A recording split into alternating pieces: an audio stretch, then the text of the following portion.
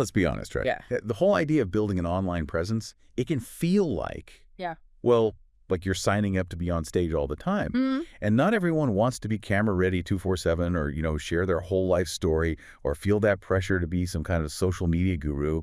It's a lot. It really can be intimidating, yeah. So what if I told you you could actually build a solid, like consistent online income, but without ever showing your face, just using your skills? Well, that's exactly the big question we're digging into in this deep dive. Okay. We're looking at how a surprising number of people are building real profitable businesses on platforms like Fiverr. Right, the big marketplace. Exactly, where freelancers offer services, their gigs, and they're doing it completely anonymously. Uh-huh. So our mission today is really to unpack how this faceless thing works. What are the strategies? What are the surprising upsides? We've gone through the source material to lay it all out for you. I find this whole idea just, wow, fascinating. We're calling it faceless Fiverr fortunes. Yeah. I mean, picture it. No camera, no microphone even necessarily, no personal brand to build up. Right. It's just your skills doing the talking and the results speaking for themselves. That really flips the script on online business, doesn't it? It completely reshapes it. I mean, this whole approach lets you just sidestep all that usual pressure of being visible online. Yeah. You're not stressing about how you look or your persona or keeping up with TikTok trends or whatever. Right. Your entire focus, it just shifts. It goes purely to the work, the deliverable. What the sources really stress is that it's almost refreshing, a liberating alternative to the whole personal branding grind. Okay, so this idea is really intriguing. A faceless online business.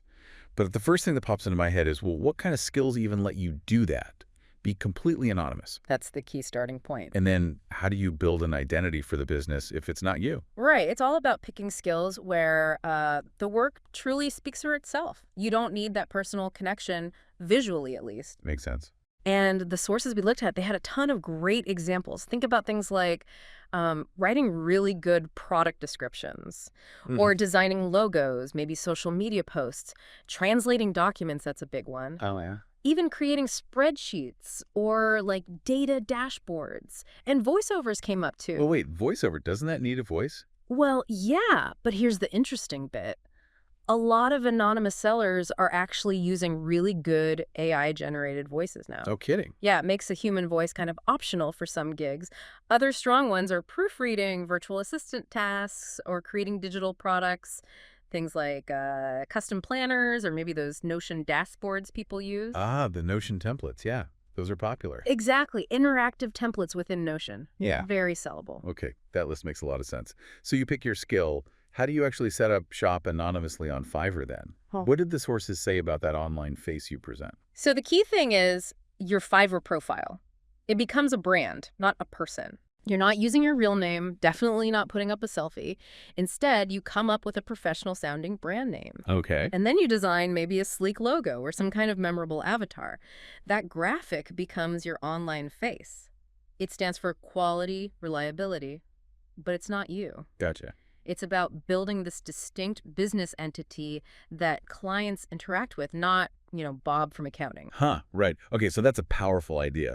But just listing a service, even with a cool brand name, isn't usually enough on a place like Fiverr. It's competitive. Oh, incredibly competitive. So what did the sources show about actually optimizing these anonymous gigs? How do you stand out if you're kind of, intentionally blending in? Yeah, this is where it gets really smart and strategic. Okay. What's kind of fascinating is how these anonymous sellers, they really use sophisticated optimization tactics, like a proper marketer launching a product. So it's not just guesswork. Not at all. They're using data. The sources mention sellers using Fiverr's own analytics or even outside tools like Ahrefs for keyword research. Yeah. Oh, interesting. Not just for websites. Nope. They use it to find not just the popular search terms, but maybe those less obvious long-tail keywords that other sellers might be missing.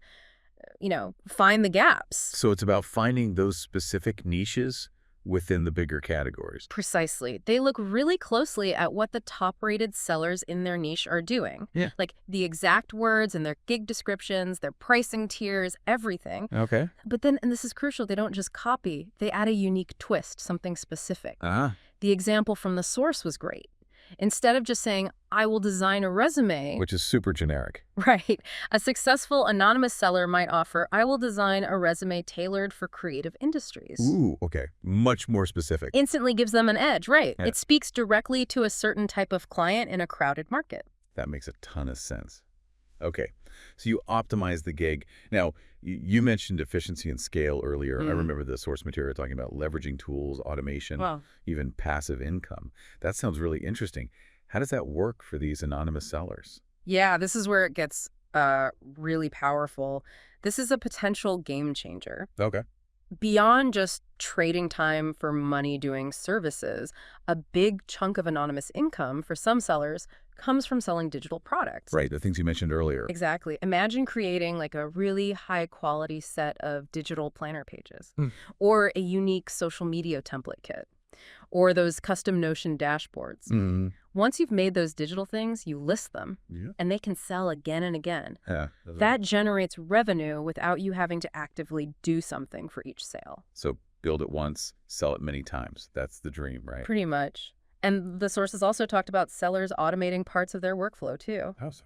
Think about using tools, maybe like Zapier, to automatically send out a welcome message when someone buys or a follow-up email. Okay, streamlining the communication. Yeah.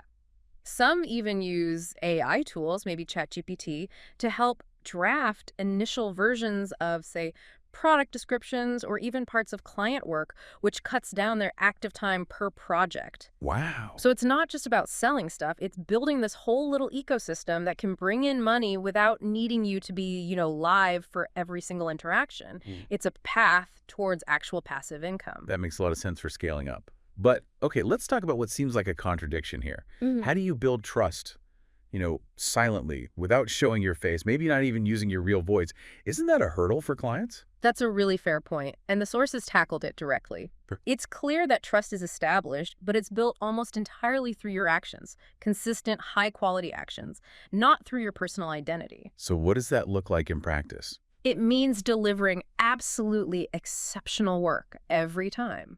Responding to messages super quickly. Some top sellers apparently guarantee like a 12-hour response time, which is amazing. Wow, yeah. And just maintaining really professional, really clear communication all the way through a project.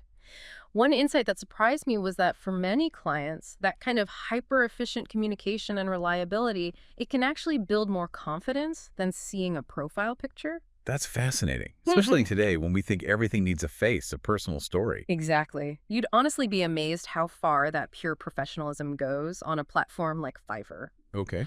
And here's a kicker from the sources.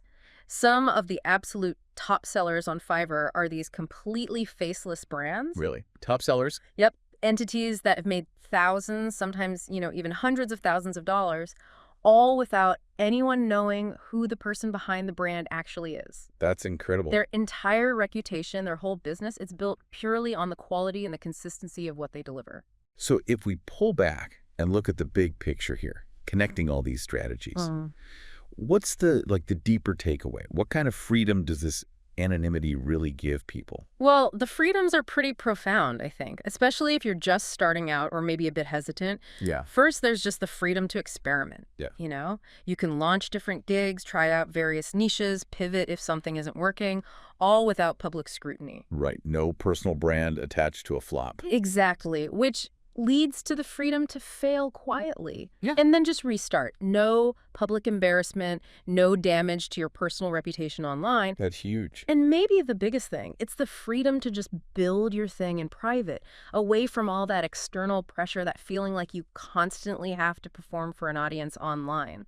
That really sums up the appeal, doesn't it? I mean, if you've been thinking about starting an online side hustle, or maybe even a full-time thing, but you're camera shy, or you just really don't want to become that social media personality or guru, Yeah. this deep dive into Fiverr really shows there's another way. Absolutely. It can be anonymous, potentially very profitable, and it feels like it's totally under your control.